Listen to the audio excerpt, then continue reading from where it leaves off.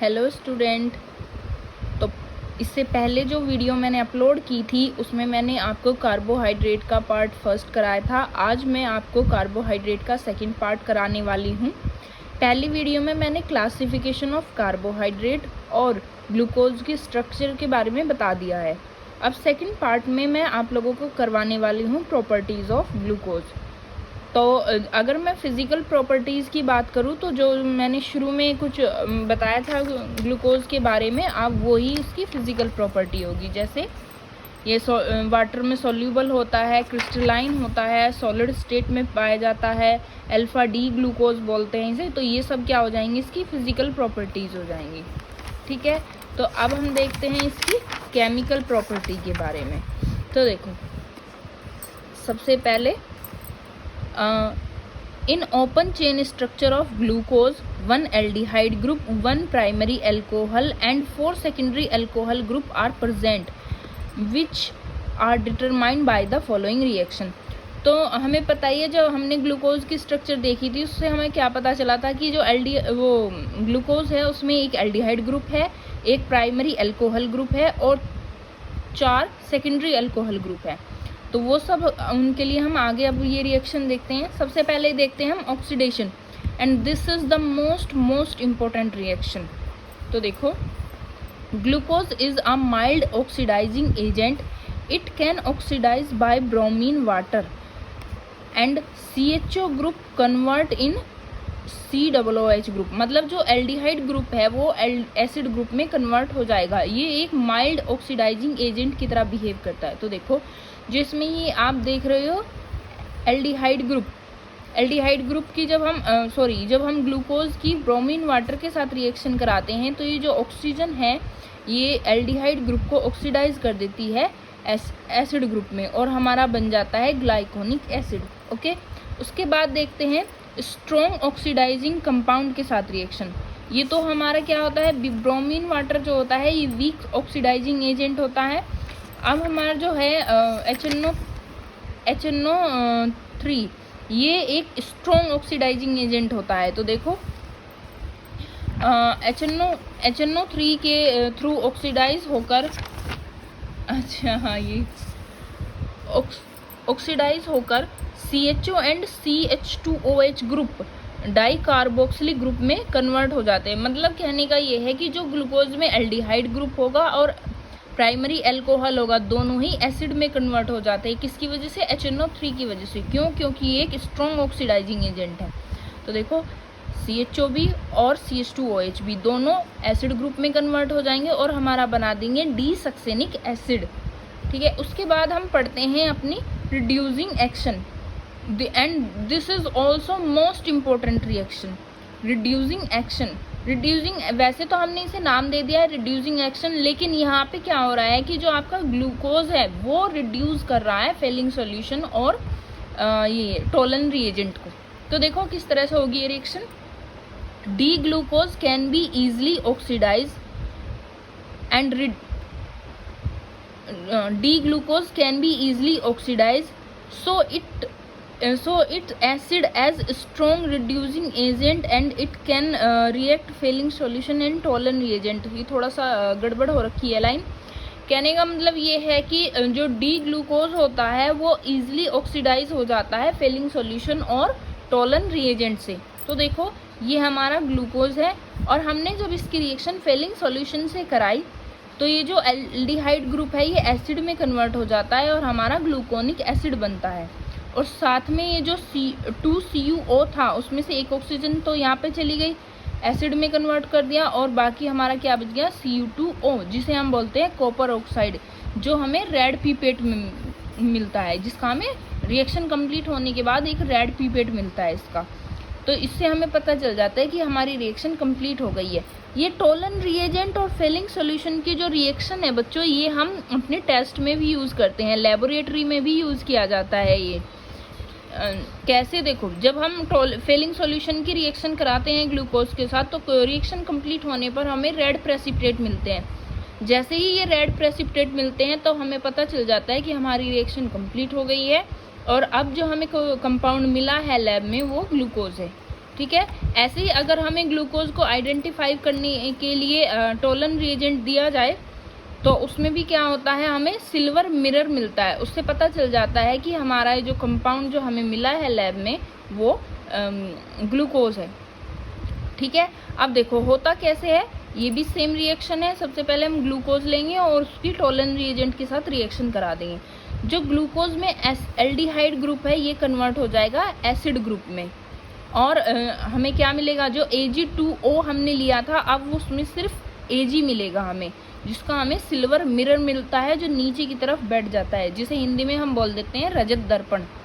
ठीक है। तो ये हो गई इसकी रिड्यूसिंग एक्शन। मतलब कहने का ये है, खुद तो ऑक्सीडाइज हो गया है ग्लूकोज, लेकिन इसने फेलिंग सॉल्यूशन और टोलन रिएजेंट को रिड्यूस कर दिया है, इसीलिए इस रिएक्शन को रिड्यूसिंग एक्शन का नाम दिया गया है। इसके बाद नेक्स्ट देखते हैं हम रिडक्शन।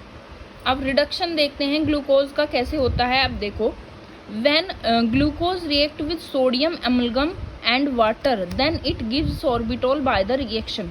तो देखो होता क्या है, सबसे पहले ये जो ग्लूकोज होगा ये रिएक्शन करेगा सोडियम अम्लगम की प्रेजेंस में, वाटर के साथ रिएक्शन करेगा, और इसमें जो एल्डिहाइड ग्रुप है ये कन्वर्ट हो जाएगा एल्कोहल ग्रुप में। मतलब इसका एल्डिहाइड का रिडक्शन हो जाएगा एल्कोहल में। ठीक है। और हमें मिल जाएगा डी सॉर्बिटोल। ये स्ट्रक्चर होती है बच्चों डी सॉर्बिटोल, जिसमें 6 के 6 जो ग्रुप होते हैं वो एल्कोहल होते हैं। मतलब सभी कार्बन के पास एल्कोहल ग्रुप आ जाते हैं, जिसे हम बोल देते हैं डी सॉर्बिटोल। फिर उसके बाद देखते हैं रिएक्शन विद फेनिल हाइड्राजीन। ये स्पेलिंग मिस्टेक है, फेनिल ना है, ये फेनिल हाइड्राजीन। तो होगा क्या, and this is the most important reaction. एक रिएक्शन मैंने आप लोगों को इससे पहले वाली वीडियो में भी बताई थी, फॉर्मेशन ऑफ ओसाजोन। एक तो फॉर्मेशन ऑफ ओसाजोन और फॉर्मेशन ऑफ ऑक्जिम। हाँ, इससे पहले वाली वीडियो में बताई थी मैंने फॉर्मेशन ऑफ ऑक्जिम, और ये है फॉर्मेशन ऑफ ओसाजोन। तो ये दोनों ही रिएक्शन बहुत ही ज़्यादा इम्पोर्टेंट है ग्लूकोज की, और ये आती हैं पेपर में। तो देखो सब हम देखते हैं यहाँ पे फॉर्मेशन ऑफ ओसाजोन।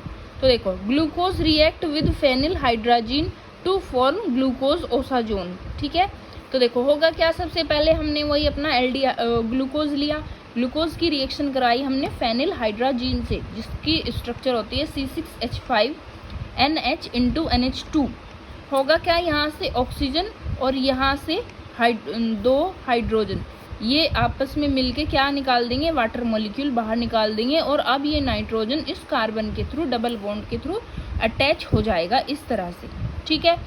इसके बाद हम क्या काम करेंगे, अगर इस स्टेप की मैकेनिज्म आपको नहीं समझ में आई या मैकेनिज्म कैसे होती है, तो एक बार मुझे कमेंट कर देना, मैं आप लोगों को आराम से बता दूंगी। फिर उसके बाद हम देखते हैं, हम एक और मॉलिक्यूल लेते हैं फेनिल हाइड्राजीन का, और अब ये वाला जो पार्ट है, ये जैसे हमारे पास 4 सेकेंडरी अल्कोहल थे, इनमें से कोई एक अल्कोहल हम ले लेंगे, तो वहाँ पे ये रिएक्शन होगी। मैकेनिज्म कैसे होगी, इस वाले बॉन्ड को ब्रेक कर लो, और यहाँ से ये NH2, ये NH2 जाएगा इस हाइड्रोजन के पास, और as a ammonia side product के रूप में बाहर निकल जाएगी। अब ये वाला जो कार्बन है, इससे जो हाइड्रोजन अटैच है, इसके पास जाएगा ये C6H5NH ग्रुप, और C6H5NH2 as a side product ये भी बाहर निकल जाएगा। अब कार्बन के ऊपर पॉजिटिव चार्ज और ऑक्सीजन के ऊपर नेगेटिव चार्ज, तो अब ये क्या काम करेंगे, आपस में बॉन्ड बना लेंगे। बॉन्ड बना के क्या बन जाएगा, हमारा कीटोन बन जाएगा। पहले वाला ये एज इट इज रहनी है स्ट्रक्चर, बस ये चेंज हो जाएगा, जो अल्कोहल वाला ग्रुप था ये अब ये कीटोन में चेंज हो जाएगा। ठीक है। उसके बाद ये रिएक्शन यहीं पे ही ख़त्म नहीं होती, फर्दर एक और मॉलिक्यूल लेंगे हम, किसका, फेनिल हाइड्राजीन का, NH2 NH C6H5, और अब वो फिर से कन्वर्ट कर देगा इस कीटोन ग्रुप को ओसाजोन में। कैसे, यहाँ से 2 हाइड्रोजन और ये ऑक्सीजन, ये तो निकल जाएंगे एज अ वाटर मॉलिक्यूल, और यहाँ ये जो नाइट्रोजन है, ये वाला जो नाइट्रोजन है, ये इस कार्बन से डबल बॉन्ड के थ्रू अटैच हो जाएगा। मैकेनिज्म कैसे होती है, इस वाले पार्ट की भी और इस पार्ट की भी, दोनों की मैकेनिज्म सेम होती है। होता क्या है, जैसे ये है हमारा कार्बन डबल बॉन्ड ऑक्सीजन, और यहाँ पे आपका हाइड्रोजन लगा हुआ है, यहाँ पे ये वाला पूरा R ग्रुप लगा हुआ है। ठीक है, इसे मैंने इस पूरे ग्रुप को R मान लिया है। इस स्टेप में देखो या इस स्टेप में देखो, दोनों में मैकेनिज्म सेम ही होनी है। तो अब देखो यहाँ पे जो फेनिल हाइड्राजोन था क्या होगा, यहाँ पे NH2 into NH into C6H5। तो क्या होगा, सबसे पहले ये जो ऑक्सीजन है इसके पास है लोन पेयर, तो ये अटैक करेंगे इन एसिडिक हाइड्रोजन पे। एसिडिक हाइड्रोजन पे जब ये अटैक करेंगे तो एक हाइड्रोजन यहाँ पे आ जाएगा और जिससे क्या आ जाएगा, हमारी ऑक्सीजन पे आ जाएगा पॉजिटिव चार्ज। पॉजिटिव चार्ज आ जाएगा तो अब क्या होगा, अब जैसे ही ये हाइड्रोजन वहाँ पे गया तो नाइट्रोजन पे क्या बचा, NH इंटू NHC6H5, ये तो इसमें कन्वर्ट हो गया। और नाइट्रोजन पे अब क्या आ गया, नेगेटिव चार्ज। अब नेगेटिव चार्ज आने की वजह से ये नाइट्रोजन अटैक करेगा इस कार्बन पे। जैसे इस कार्बन पे अटैक करेगा, कार्बन 5 बॉन्ड नहीं बना सकता, तो ये वाला बॉन्ड हो जाएगा ब्रेक। जैसे ही ये बॉन्ड ब्रेक होगा तो अब क्या हो गया, कार्बन से एक तो OH अटैच हो गया, एक नाइट्रोजन के पास हाइड्रोजन और ये पूरा ग्रुप जिसे मैं R' मान लेती हूँ। ठीक है, और एक क्या अटैच था, कार्बन से R ग्रुप अटैच था और एक साइड क्या था, हाइड्रोजन अटैच था। ओके, इतना हो गया। फिर फर्दर क्या होगा, ये जो ऑक्सीजन है इसके पास और B लोन पेयर है, तो ये क्या काम करेगी, ये वाला हाइड्रोजन भी अपनी तरफ खींच लेगी, अपनी तरफ अट्रैक्ट कर लेगी और ये क्या बन जाएगा, अब हमारा OH2 पॉजिटिव, कार्बन से अटैच है OH2 पॉजिटिव। ठीक है, अब जैसे ही ये हाइड्रोजन निकला नाइट्रोजन के पास से, नाइट्रोजन पे क्या आ गया, नेगेटिव चार्ज, और C पूरा R' ग्रुप अटैच है और इस कार्बन से ये R ग्रुप और एक हाइड्रोजन अटैच है।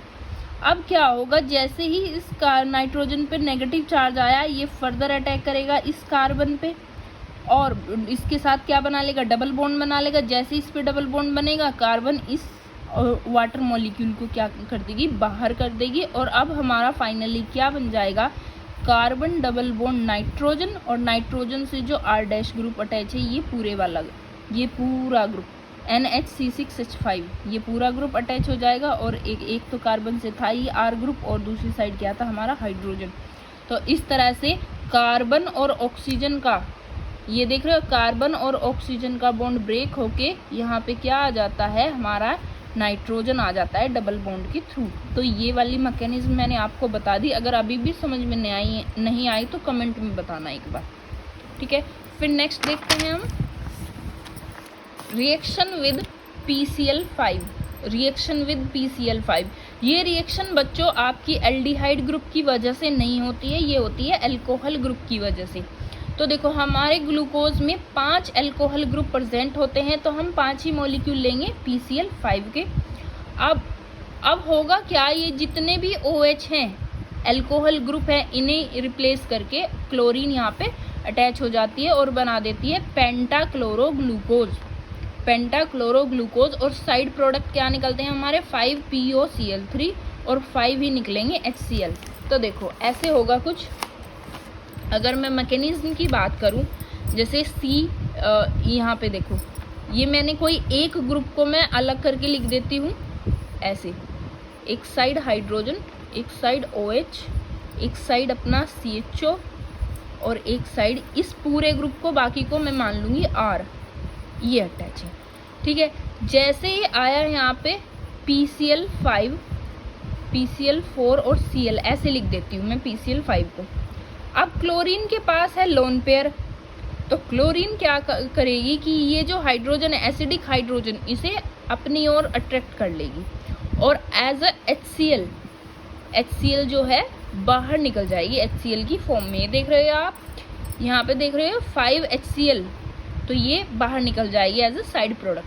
ठीक है, अब ये क्या होगा कि जैसे ये हाइड्रोजन गया तो ऑक्सीजन पे क्या आ गया, नेगेटिव चार्ज। जैसे ही ऑक्सीजन पे नेगेटिव चार्ज आया तो वो अटैक करेगी इस फॉस्फोरस पे। क्यों? क्योंकि जब क्लोरीन बाहर निकला तो फास्फोरस पे भी एक बॉन्ड की कमी आ गई, जिसकी वजह से इस पे क्या आ गया था, पॉजिटिव चार्ज आ गया था। तो पॉजिटिव और नेगेटिव ने आपस में मिलके बॉन्ड बना लिया। अब आगे क्या होगा, अब ऐसी स्ट्रक्चर हो जाएगी कुछ, कार्बन सिंगल बॉन्ड ऑक्सीजन, और ऑक्सीजन अटैच हो जाएगी P से, और P अटैच हो जाएगा फास्फोरस 4 क्लोरीन से, जिन्हें मैं ऐसे लिख दूँ PCl3 और एक Cl ऐसे लिख देती हूँ मैं, देखो ऐसे लिख देती हूँ, ठीक है। अब कार्बन के पास एक R ग्रुप है और एक है हाइड्रोजन, और ऊपर की साइड क्या है, इस पे CHO, ठीक है। अब क्या होगा, अभी भी अब ऑक्सीजन के पास लोन पेयर फिर से आ गए, तो अब ये क्या काम करेगी, ये वाली जो क्लोरीन है इसके पास भी लोन पेयर है, ये क्लोरीन अब अटैक मारेगी इस कार्बन पे, क्योंकि यहाँ पे कोई एसिडिक हाइड्रोजन तो है नहीं जिसे ये निकाल ले। तो जैसे ही ये इस कार्बन पे अटैक करेगी और कार्बन के पास क्या बन जाएंगे, 5 बॉन्ड बन जाएंगे, तो कार्बन इस ऑक्सीजन को कर देगी टाटा बाय बाय। और अब ये ऑक्सीजन क्या काम करेगी, ये इस वाले बॉन्ड को फॉस्फोरस को दे देगी, और फॉस्फोरस और ऑक्सीजन के बीच में बन जाएगा डबल बॉन्ड। तब क्या हुआ, ये क्लोरीन तो यहाँ जाना है इस कार्बन पे, ये ऐसे बॉन्ड बन जाएगा, नीचे R, एक साइड हाइड्रोजन और ऊपर की तरफ CHO ग्रुप, ठीक है। और साथ में हमारा क्या निकल जाएगा, ये देख रहे हो PO और Cl3, POCl3, ये साइड प्रोडक्ट हमारा निकल जाएगा। तो इस तरह से कुछ इसकी मैकेनिज्म होगी। उसके बाद ये रिएक्शन, तो इतनी रिएक्शन इनफ है बच्चों आपको याद रखने के लिए। इससे पहले वाली वीडियो में भी मैंने इसकी काफ़ी सारी रिएक्शन करवा रखी है आपको ग्लूकोज की, तो आप उन्हें देख सकते हो। ओके, अब मैं बताती हूँ आपको इसकी क्लोज चेन स्ट्रक्चर। अब देखते हैं हम क्लोज चेन स्ट्रक्चर या रिंग स्ट्रक्चर ऑफ ग्लूकोज। तो देखो ये कुछ इस टाइप से होती है। अब ये बनी कैसे है वो देखते हैं। स्ट्रक्चर क्या थी हमारे ग्लूकोज की, C double bond O H, और यहाँ पे COH H C, इस बार इस साइड में आएगा OH, ऐसे COH H COH H, कितने कार्बन हो गए, 1 2 3 4 5, एक और बाकी है CH2OH। इस तरह की ओपन स्ट्रक्चर थी हमारी, ओपन चेन स्ट्रक्चर थी ग्लूकोज की। तो हुआ क्या है बच्चों, ये देखो आप, ये 1 2 3 4 5 एंड 6, तो ये जो 5th वाला कार्बन है इसके पास जो ये OH ग्रुप है, इस ऑक्सीजन से अटैच जो हाइड्रोजन है वो चला जाता है इस वाली ऑक्सीजन के पास।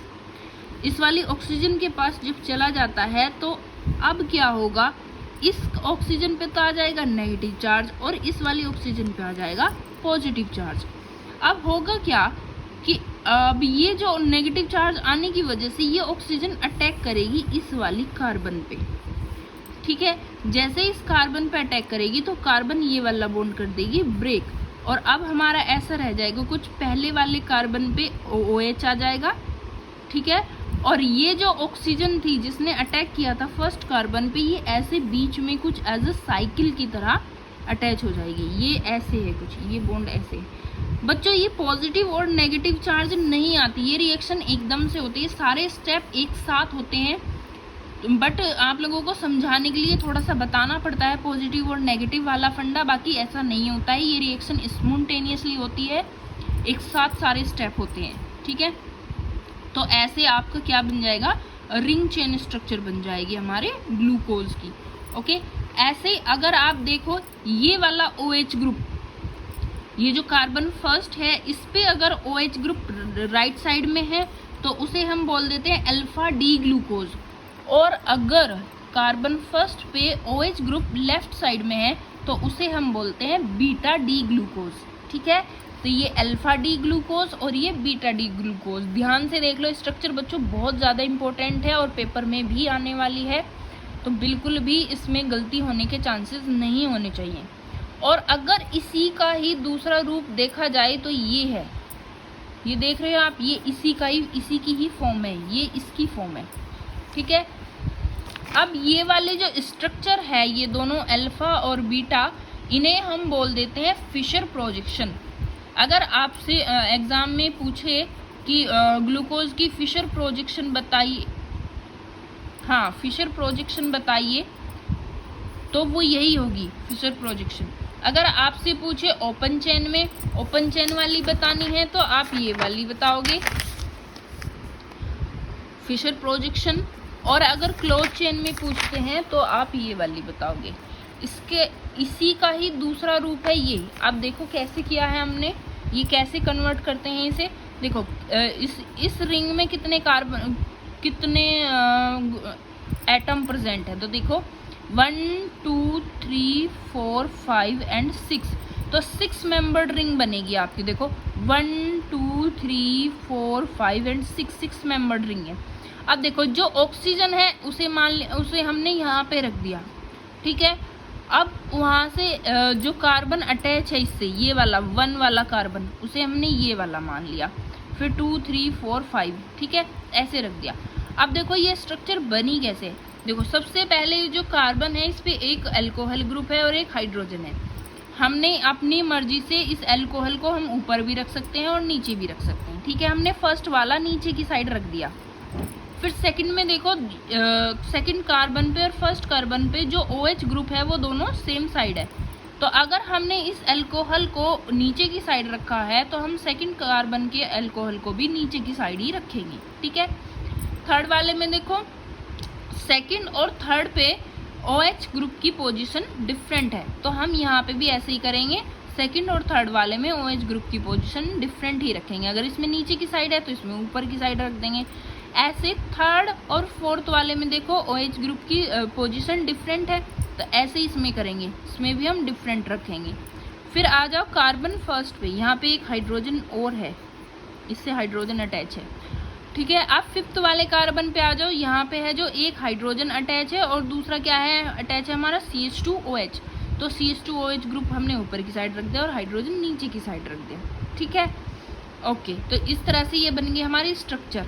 अब बीटा डी ग्लूकोज वाली में क्या डिफरेंस होगा। बीटा डी ग्लूकोज वाली सेम स्ट्रक्चर होगी बिल्कुल, बस डिफरेंस कहाँ आ जाएगा इस OH ग्रुप का।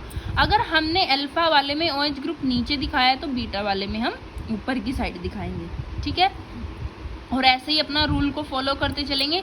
अगर इस कार्बन फर्स्ट और सेकंड में देखो OH ग्रुप की पोजीशन डिफरेंट है तो यहाँ पे भी हम डिफरेंट ही रखेंगे। कार्बन 1 पे अगर ऊपर की साइड है तो कार्बन 2 पे नीचे की साइड है अल्कोहल। फिर ऐसे ही थर्ड और 2 में अपोजिट होती है तो यहाँ पे भी अपोजिट है। ऐसे थर्ड और फोर्थ में अपोजिट है, यहाँ पे भी देखो थर्ड और फोर्थ में अपोजिट है। ऐसे ही फिफ्थ वाले में हाइड्रोजन नीचे और CH2OH ऊपर की साइड हम रखेंगे। तो इस तरह की स्ट्रक्चर होती है।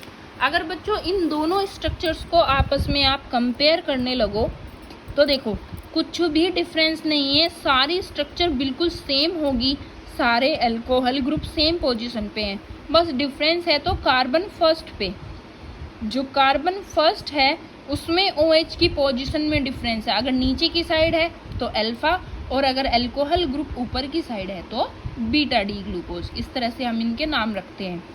अब यहाँ पे एक बहुत इंपॉर्टेंट सी बात मैं आपको बताना चाहूँगी कि ये वाले जो स्ट्रक्चर है, ये दोनों जो स्ट्रक्चर है, इन दोनों स्ट्रक्चर्स को हम पायरेनोज स्ट्रक्चर बोलते हैं। PYRANOSE, पायरेनोज स्ट्रक्चर बोल देते हैं या हवार्थ प्रोजेक्शन भी बोल देते हैं। HAR एक मिनट, स्पेलिंग भी अजीब सी होती है। HWARTH, Haworth projection. तो अगर आपसे कोई पूछने लगे हवार्थ प्रोजेक्शन, ग्लूकोज की हवार्थ स्ट्रक्चर बना के दिखाओ या हवार्थ प्रोजेक्शन बताओ या पायरेनोज स्ट्रक्चर बताओ, तो आप ये दोनों ही बनाओगे, ठीक है। ये पायरेनोज स्ट्रक्चर भी कहलाते हैं और हवार्थ प्रोजेक्शन भी कहलाते हैं। तो इस तरह से आपकी ग्लूकोज की प्रॉपर्टीज़, स्ट्रक्चर वगैरह सब कंप्लीट हो गई हैं इस पार्ट में। फर्स्ट पार्ट में मैंने स्ट्रक्चर बताई थी और यहाँ पे बता दी आपको इसकी प्रॉपर्टीज़। मैंने बच्चों बहुत ज़्यादा इक्वेशन नहीं करवाई हैं, मेन इक्वेशन करवाई हैं, बट अगर आप ये इक्वेशन कर लो तो आप एक्सटर्नल में भी और इंटरनल में भी अच्छा स्कोर कर सकते हो। और बाकी इंटरनल में आपके ऑब्जेक्टिव क्वेश्चन होंगे तो वो यहीं से ही मिल जाएंगे आपको। जितने मैंने नोट्स मैं आपको प्रोवाइड करवाऊंगी वहीं से ही मिल जाएंगे आपको। इससे बाहर आपको कुछ भी पढ़ने की नीड नहीं है, ठीक है। Okay, thank you so much.